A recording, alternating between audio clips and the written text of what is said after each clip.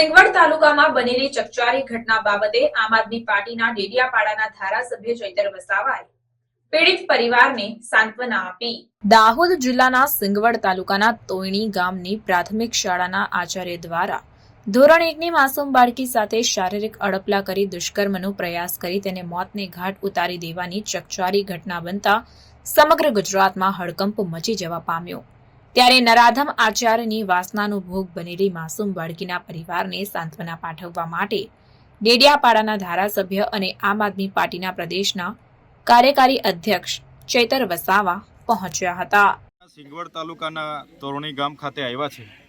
આજથી 5 દિવસ પહેલા એક 6 વર્ષની માસૂમ દીકરીને અહીંના આચાર્ય જે હતા પ્રાથમિક શાળામાં જ્યારે શાળાએ મૂકવા એમની મમ્મી ગઈ, એમની ગાડીમાં લઈ જઈને એણે પીખી નાખી, ગળું દબાવીને માસૂમ દીકરીની હત્યા કરી નાખી। ત્યારે આપણું બધાનું હૃદય ધ્રુજી જાય।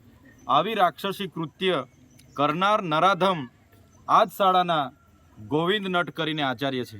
ત્યારે શિક્ષણ જગતનું માથું નમી જાય એવું કૃત્ય એમણે જ્યારે કર્યું છે, ત્યારે અમે આ પરિવારની જે દીકરી અમારી આ વચ્ચે નથી રમતી, હરતી રમતી દીકરી આજે નથી, ત્યારે એમની આત્માને પ્રકૃતિ શાંતિ આપે, સાથે પરિવાર પર જે દુઃખ આવી પડ્યું છે ત્યારે પરિવારને સાંત્વના આપવા માટે અમે આવ્યા છે।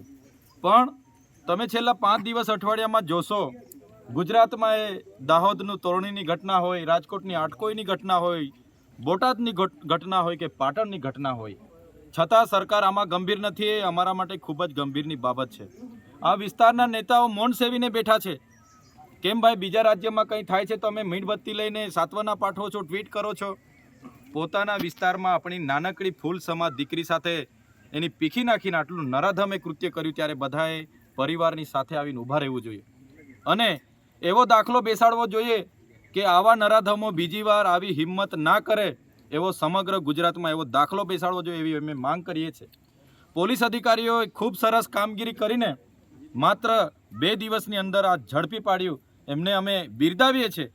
પણ અમે માગણી કરીએ છીએ કે ફાસ્ટ ટ્રેક કોર્ટમાં એનો કેસ ચાલે, એવી ફાંસીની સજા આપવામાં આવે, જે આખા રાજ્યમાં કે દેશમાં લોકો બીજી આવો કોઈ કીડો લઈને ફરતા હોય એવા હિંમત ના કરે, એવો દાખલો ગુજરાતમાં બેસે, એવી અમે માગણી કરીએ છીએ। આવનાર દિવસોમાં સીએમ મુખ્યમંત્રીને પણ અમે મળીશું। સાથે સાથે અહીંયા જાણવા મળ્યું છે કે આ વ્યક્તિ જે ભાજપની RSS વિશ્વ હિન્દુ પરિષદની શાખામાં જિલ્લાના પ્રમુખ હતા અને સમાજ સુધારકનું એ મુંગટ પહેરીને ફરતા હતા, ત્યારે અમે આ ઘટનાને નિંદા કરીએ છીએ। શું આવા સંસ્કાર મળે છે? અમારી 6 વર્ષની બાળકીને પીખી નાખવાના સંસ્કાર મળે છે? ત્યારે જે પણ હોય, અમારે કોઈ લેવા દેવા નથી। અમારા પરિવારને ન્યાય મળવો જોઈએ। અગર ન્યાય નહીં મળશે તો આવનાર દિવસોમાં ખૂબ મોટા આંદોલનો, આક્રોશો થશે, લોકોમાં ખૂબ મોટો આક્રોશ છે।